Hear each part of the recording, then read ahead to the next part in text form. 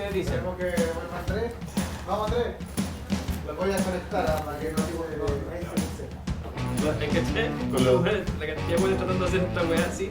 No me resulta. A mí me resultó, weón. Vamos a grabar la intro. Pero bueno, no vamos a nada. Relaxchile. Una selfie de por ahí, circo.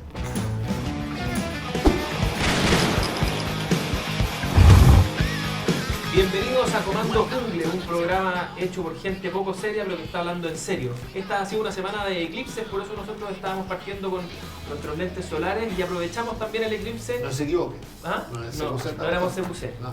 Me quemo mi ojo. Sí, lo No veo. veo. Soy el Ahora príncipe veo. Topacio. La pánica.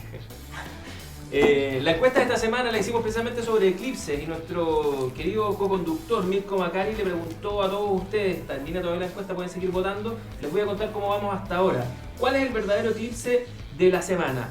Opción 1, el que le hace Lavín a Piñera.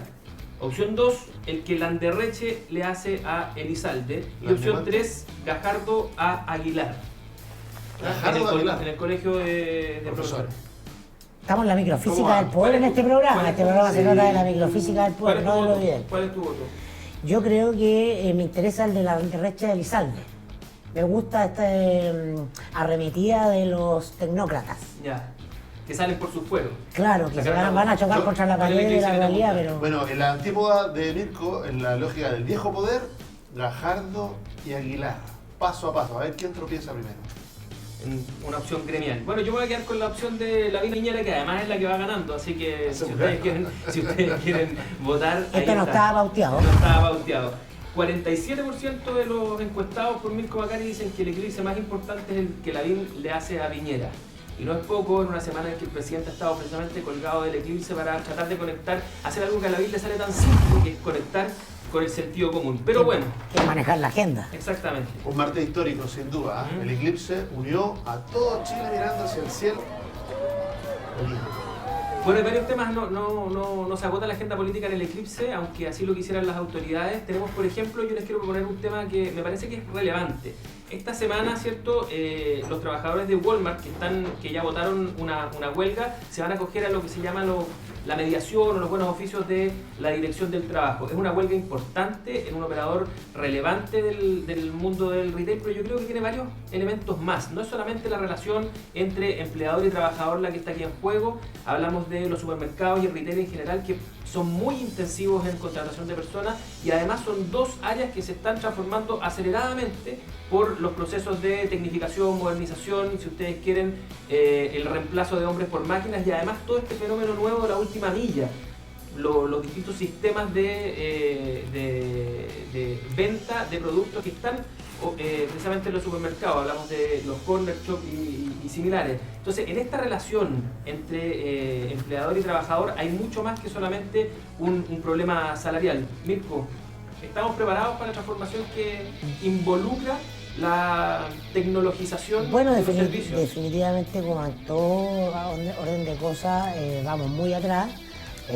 Un síntoma más de nuestro subdesarrollo exitoso de la transición más exitosa de América Latina, etcétera, todo ese autobombo que nos hemos dado. Y la verdad es que estamos lejos de habernos anticipado los temas que van a redefinir los contornos de la economía, de la sociedad, de la política como son. La inteligencia artificial y las nuevas tecnologías de la información,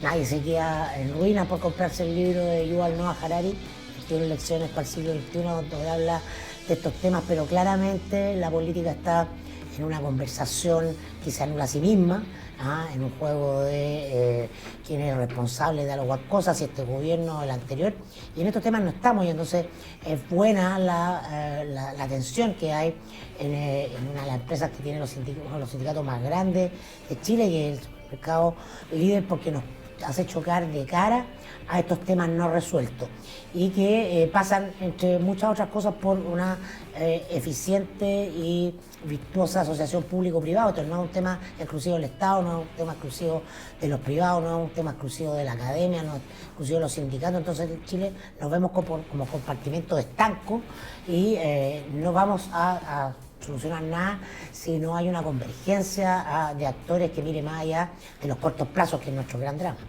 ¿Se puede prohibir por decreto la tecnologización, Gonzalo? No, eso era una locura. Yo creo que lo que sí, en este camino hacia la tierra prometida, la tecnología y todo, hay que pensar cómo se multiplican los panes, porque finalmente hay que caminar hacia allá. Hay una transición que hacer. A mí hay muchas cosas que me llaman la atención de esta negociación entre los trabajadores del líder y finalmente la empresa.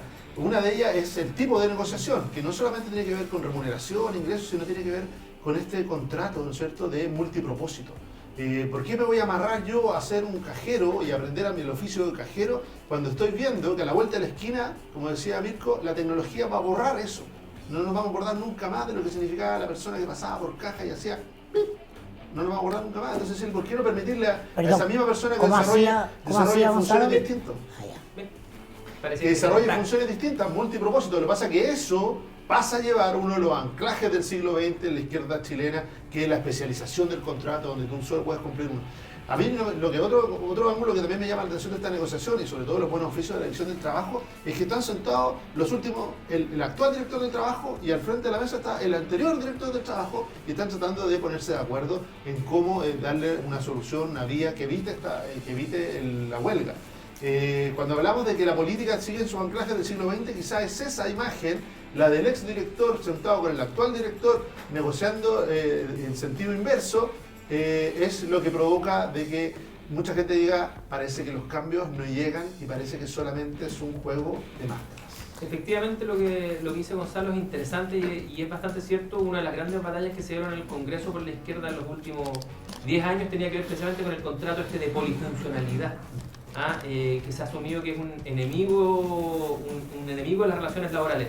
Y la verdad es que, como nos va a pasar muchas otras veces, aquí la realidad nos está pasando por encima. Y por lo tanto esta gran batalla se está dando como una especie de diálogo de sordos, mientras lo que realmente está transformando las relaciones laborales es que se diluye este contrato empleador-trabajador, y hoy día casi todos los productos están tratando de llegar y casi todos los servicios están tratando de llegar al cliente final. Sin ir más lejos, nosotros ya no estamos aquí intermediados por un canal de televisión, no tenemos contratos millonarios y como los rostros de televisión. No tenemos contrato. No tenemos contrato.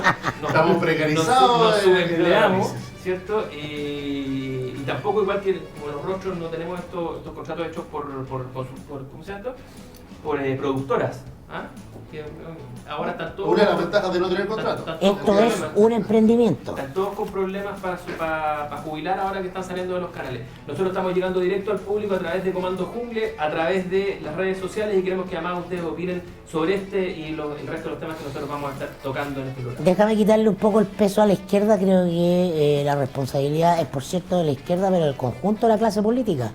El origen, a mi juicio, me gustaría dejarlo planteado, tiene que ver con el diseño de un modelo de desarrollo que es básicamente extractivista y que se basó en las materias primas. Ese es el famoso modelo exitoso chileno, ¿no?, a la que la Concertación en los años 90 le dio continuidad, de Pinochet, que ha tenido el aplauso hasta hoy del conjunto de los actores políticos. Fuimos siendo advertidos paulatinamente, con timidez durante los 90, pero ya con más fuerza, a contar de los 2000, sin ser capaces de escucharlo, con una elite súper autorreferente sobre que venía una conversión del mundo del trabajo, de la economía digital radical, que había que invertir en capacitación humana, etcétera, etcétera. Este no es un discurso nuevo, está dando vuelta hace mucho rato y no hemos sido capaces hasta el día de hoy.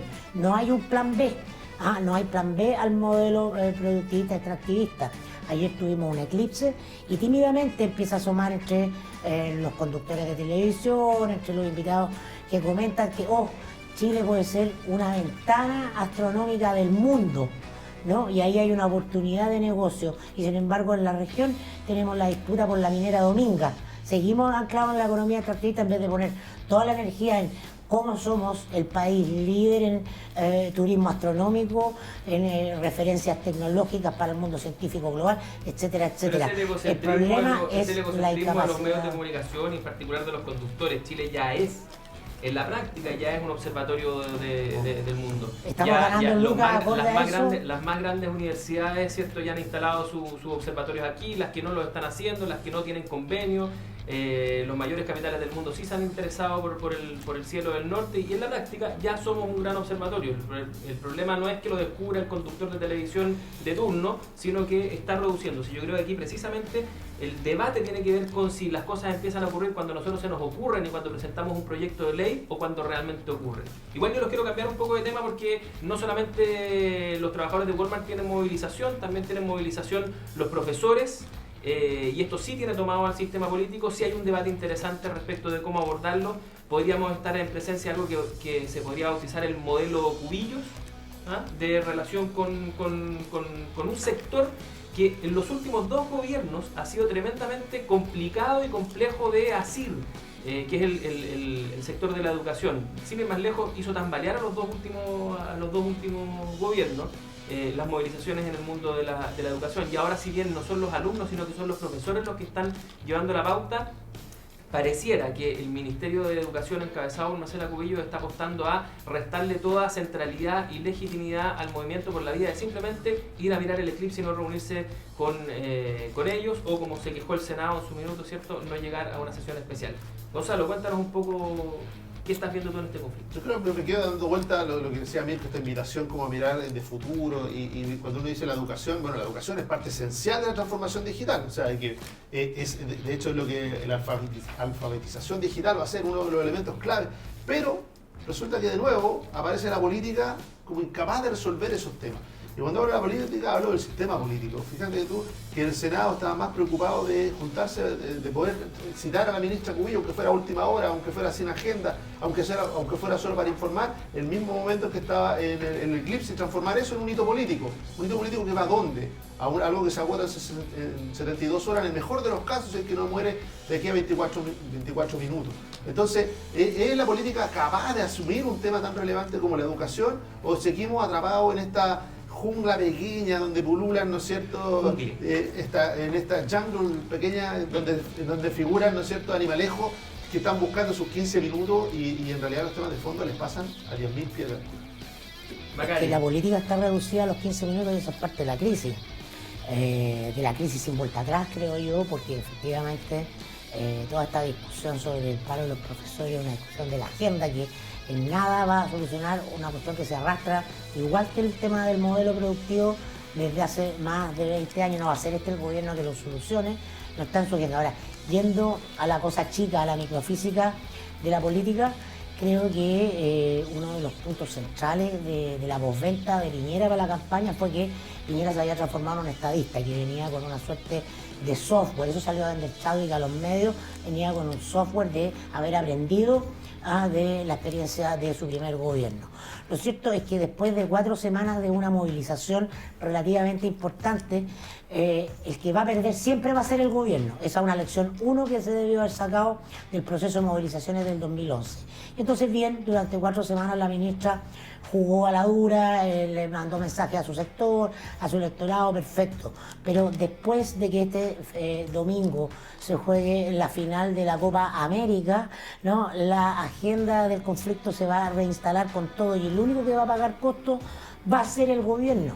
Este era el momento, esta era la semana, el punto de inflexión para ceder. La ministra se mostró con musculatura, se mostró dura, de acuerdo a una estrategia comunicacional, y podía cerrar el asunto. Sin embargo, creo que el problema está por sobre la ministra. Es un problema de la decisión de la moneda, de alargar y tensionar el conflicto, a mi juicio, que va a ser un boomerang, no contra los intereses de los profesores de la educación pública, sino contra lo único que al gobierno realmente le importa, que es la popularidad del presidente en las encuestas. Hay otro tema que anda dando vuelta en estos días. Un poquito, porque me parece interesante. La política en general ha demostrado una incapacidad de alcanzar acuerdos, y tiene que ver también con la altura y con el liderazgo de aquellos que están dispuestos a cruzar de repente, a asumir costos para alcanzar un acuerdo. Por eso, cuando Mirko hace una correcta descripción de lo que el gobierno podría hacer o no hacer, nos olvidamos de que hay una contraparte. Hay una contraparte que finalmente tampoco aparece con las manos libres para poder acordar, para poder conversar, para poder decirle: sí, ministra, yo cierro lo que usted ponemos aquí, de estos 10 puntos acordamos 9, lo cerramos, sí. No, no existe eso tampoco. Lo que existe en el propio colegio de profesores es una disputa de poder importante. Parte de la encuesta cuando mencionaba a Gajardo, el anterior presidente del colegio de profesores, y al actual a Mario Aguilar. Esa disputa, hay una imagen que la resuelve muy bien.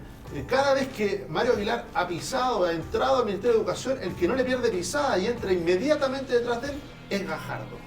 Esa disputa de poder es lo que permite que quizá Mario Aguilar no tiene la capacidad de firma o el poder o el liderazgo suficiente para acordar con el gobierno. Porque cuando uno acuerda, hay cosas que consigue y cosas que no consigue. Y cuando uno escucha que están de acuerdo en 9 de 10, pareciera ver que vamos a tener que mirar más adentro del colegio de profesores y en esas pequeñas disputas.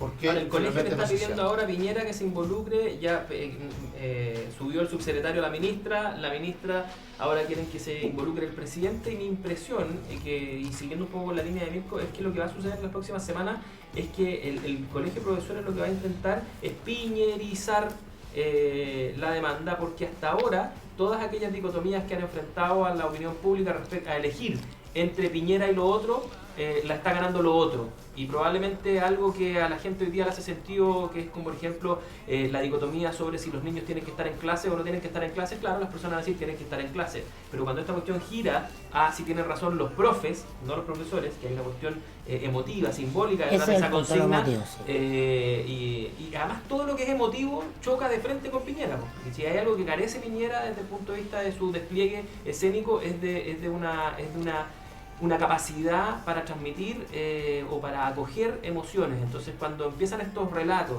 sobre la profe, sobre mi mamá que era profe, sobre la que se quedaba corrigiendo las tareas hasta tarde, y sobre ese recuerdo que probablemente muchos alumnos tienen, yo he buscado y no encuentro ninguno, pero muchos alumnos deben tener con ese profesor cariñoso, o ese profesor que le cambió la vida, o esa persona que le mostró algo importante para su futuro, va a empezar ahora a competir con la figura del presidente, que no es una figura que tenga ninguno de sus atributos. No es amable, no es amorosa, no es acogedora, y no parece interesado en que al otro le vaya bien, sino más bien en ganar la partida. Sí, yo quiero hacer un punto respecto a lo que dijo Gonzalo, porque efectivamente microfísica de batallas de poder hay en todas las organizaciones, y en el colegio de profesores no es la excepción, lo ha sido por mucho tiempo, pero la emoción de las bases de los profesores movilizados es lo que ha gestionado también como marco, ¿no?, la conducta de sus dirigentes. Para cualquier dirigente sostener un paro es un desafío mayor, y son siempre los principales motivados a llegar hasta un cierto punto. Pero hay una emoción instalada que tiene que ver con los discursos de la autoridad. No es una taza de leche políticamente el ministerio, lo que pasa es que no ha trascendido por el excelente control de medios que tiene La Moneda. El punto, a mi juicio, es que independiente de esa microfísica, después de 4 semanas o 5, ya démosle una desgracia, el único que va a perder es el gobierno, este o cualquiera. Vamos a ver si es que la próxima semana dejamos planteado el desafío. Efectivamente, el paro cambia de color y se convierte entonces en la crisis de la educación, que es probablemente el tema que el colegio quiere reponer, la educación como crisis. Cambiémonos ahora sí un poco de tema, porque el otro, Marian Lavín, digamos, estuvo esta semana liderando, mi elegido en la encuesta, estuvo liderando también el debate político sobre con un tema que es complicado, que es lo que se denominó el toque de queda para los adolescentes en distintas comunas. 8 comunas votaron, ¿cierto? Ganó mayoritariamente la opción en casi todas ellas, aunque son pocos votos, hay que decirlo, son pocos votos en relación al tamaño electoral de cada una de esas comunas, pero ganaron mayoritariamente cerca del 70-75%, si uno tuviera que tirar un promedio. Votó porque exista un límite horario para que los adolescentes estén en las calles. Y ahí aparece entonces el único estado que parece que le gusta a la derecha, que es el estado de sitio. Gonzalo, cuéntanos un poco de este... Sí, más allá de la caricatura. Obviamente, primero, rescatar el ejercicio de participación. O sea, cuando un alcalde de C, un alcalde socialista, un alcalde UDI, un alcalde RN se ponen de acuerdo en un tema, uno tendría que darse el tiempo de decirle, mira, estas 120.000 personas algo le quieren decir a la política. En una política que es poco convocante, que de audiencias tan limitadas, me parece interesante ocultar y tratar de ponerle oreja qué está hablando, por qué esas 120.000 personas se dieron el tiempo de involucrarse y votar. Ahora, respecto de lo que tiene que ver con el tema mismo, esta medida, que es una de las medidas, la restricción horaria que va dentro del Plan Islandia, nos pone el foco de nuevo y nos lleva a conversar sobre alcohol y drogas. y cómo nuestros jóvenes están expuestos a esos dos elementos de manera preocupante, creciente, y de alguna manera sintoniza de nuevo este tema con la preocupación de muchos padres. Está claro que algunos dicen, mira, es que los que estaban en desacuerdo no fueron a votar.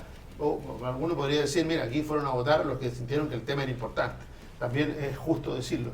Pero yo creo que para los papás y en general para la sociedad, qué es lo que pasa o no pasa con sus hijos y asumir que la droga y el alcohol son dos temas que son muy relevantes cuando estamos pensando en esa etapa de la adolescencia, lo lleva a conversar y ahí le hizo sentido a mucha gente.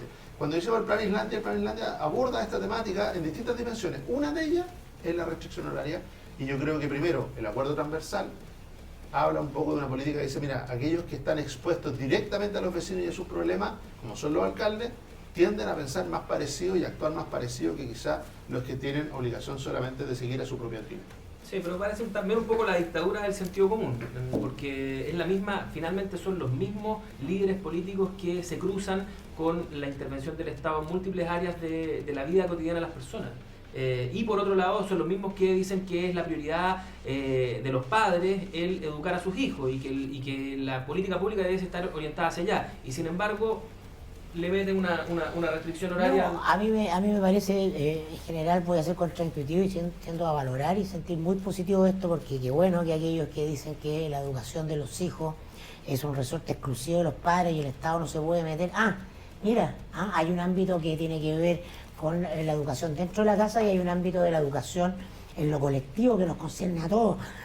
No necesariamente como Estado vertical, sino que como comunidad, como incluso como vecinos. Hay un ámbito de la educación de los chicos que es colectivo. Ojo ahí, que bueno, la derecha está corriendo inconscientemente ese límite y eso me parece porque esto tiene que ser un equilibrio. Lo otro que a mi juicio tiene que ver con los temas que tocamos anteriormente, ¿no? La crisis del modelo productivo, ¿no? Apunta a repensar eso en el futuro, la crisis de la educación más allá de las reyertas, repensar qué es la educación del siglo XXI no tiene que ver con lo que propugna el gobierno ni lo que propugnan los profesores. Y la política que viene es una política que ya no puede ser más de espalda a los ciudadanos, es decir, estamos quizás empezando a pisar, ¿no?, en una zona en que buena parte de la élite se ha vuelto refractaria y particularmente la derecha, que es la de la consulta. Si preguntamos a los ciudadanos sobre medidas restrictivas para los niños, acá, ¿por qué no preguntar sobre el 4% adicional de la previsión o la ISAPRE o sobre una serie de cuestiones que son concernientes? ¿Por qué no consultar aunque no sea vinculante? Y yo creo que eso tampoco tiene vuelta atrás. Me gusta en general la consulta, teniendo algunas objeciones, claro, ideológicas desde el punto de vista de las libertades públicas, pero lo central es que lo que se propone, no es punitivo, y eso es positivo, porque va a obligar a la gente a conversar sobre esto. Y la solución no está ni en la libertad absoluta ni en la prohibición absoluta, probablemente está en el medio, y qué bueno que los ciudadanos se involucren en esa conversación que está recién partiendo. Uno de los éxitos de Lavín no es solamente robarse la agenda, sino que convertir a Mirko Macari en un hombre decente, en un hombre ponderado. Es que tiene que ver con un punto, yo lo rescato de alguna conversación anterior. Cuando tú dejas de mirar izquierda a derecha, porque de hecho la consulta dice, ¿por qué le molesta a la izquierda la consulta? Por el tema que estamos preguntando. ¿Por qué le molesta a la derecha? Porque estamos preguntando. Y cuando tú dejas de mirar el mundo así, te aparecen opiniones como la de Mirko, que está mirando por encima y dice, mira, aquí lo que está confluyendo es un problema objetivo ciudadano, un problema de política pública y la manera de abordarlo. Y se le abre la puerta a la participación al mismo tiempo que se le abre la puerta a una recomendación, un acuerdo social. Es una manera novedosa, no es solo Lavín, está Leitao de Democracia Cristiana, está Miñambre, ¿no es cierto?, del Partido Socialista, está también Guevara, ¿no es cierto?, de Renovación Nacional. Hay un consenso en aquellos que están trabajando con la filigrana social. Y porque se inicia que una... dice, es más fácil, parece, que ponerse de acuerdo ahí, aquellos que están directamente trabajando con el tejido social. Pero sobre todo porque se inicia una conversación que parte acá, pero va a llevar necesariamente a la pregunta de por qué nuestros cabros chicos están tomando y se están drogando como nadie más en América Latina. Porque ahí van a haber cuestiones sistémicas y emotivas que van a estar instaladas sobre la mesa, porque los papás trabajan mucho porque tenemos un modelo centrado en obtener recursos económicos que nos deja espacio para comprender la necesidad de espacios afectivos más importantes en la familia, en los vínculos. Entonces, todas esas discusiones van a venir, porque el problema real es que nuestros cabros chicos se están echando de todo desde muy chicos, y eso es un problema social, no tiene que ver con que los padres no sepan educar, que en general en Chile no han sido educados para ser padres. No hay educación emotiva en el colegio, no hay capacidad de establecer programas acerca de responsabilidades como adultos. O sea, bueno, hay una serie de déficits que bueno, porque este es el punto de partida y esas conversaciones van a venir. Y en eso hay algo que es interesante, cuando dice este tema, el enfoque sobre el consumo de sustancias y todo, dice, en Chile parte de nuestra sociedad están claros los formalismos. O sea, lo relevante es que tú llegues a las 8:30 y te vayas a las 6:30. Lo relevante pareciera no es la productividad que tienes. Eso está cambiando, en muchas profesiones ya está cambiando. Lo que se conoce como la realidad. Claro, la cantidad de tiempo que pasáis sentado en una tiene silla. que estar sentado ahí, y eso es lo único relevante, la formalidad. De decirle, mira, si alguien es capaz de hacer su trabajo hasta las 4 de la tarde, y dice, bueno, pero entonces, ¿qué hace después? No, se tiene que quedar igual hasta las 6:30. ¿Dónde están los incentivos puestos para que alguien desempeñe mejor su labor, en mejores horarios? Tendríamos menos problemas de transporte, menos problemas y de nuevo tiempo para la familia. ¿Saben cómo se llama eso? Se ve la distancia que hay izquierda y derecha, pero caricaturizada, en la percepción de la autonomía. O sea, ¿cuánta autonomía puede tener el trabajador para decidir ese tipo de cosas? Ninguna, dice la izquierda, porque finalmente la relación es asimétrica y por lo tanto requiere ser normada por ley. ¿Cuánta autonomía, dicen, pueden tener los cabros para decidir para dónde van? Mucha, dicen uno, ninguna, dicen los otros, porque tienen que estar en la casa, tienen que estar... Finalmente hay un problema sobre los ámbitos de la vida en los cuales se le reconoce autonomía a las personas. La rigidez de las normas sobre los individuos, ¿saben cómo se llama? Patriarcado. Muy probablemente las feministas que marchan con las tetas al aire por la Alameda, con esa consigna tan valiosa, no entienden la profundidad de lo que están demandando. Y en el fondo el fin del patriarcado es el fin de normas estrictas y rígidas sobre la conciencia de los individuos. Y el fin de Comando Jungle ya está llegando y nosotros tenemos que plantear a ustedes y a los copanelistas, ¿cierto?, la pregunta de la semana. Mirko, elige tu personaje poderoso de la semana. Mi personaje poderoso de la semana es el eclipse. El eclipse, que es un fenómeno, a mi juicio, no natural, sino que lo que vimos es la capacidad de los medios de organizar un espectáculo, no lo digo en sentido peyorativo, sino en sentido positivo, para el cual durante un día no hubo espacio para otra conversación. Eclipse han habido desde que el hombre es hombre y antes, pero por primera vez creo que en Chile vivimos la capacidad de los medios de cerrar cualquier otro punto de atención, y eso tiene que ver con la tecnología de la información, con la comunicación, con la prensa como el primer poder de la sociedad que estamos viviendo.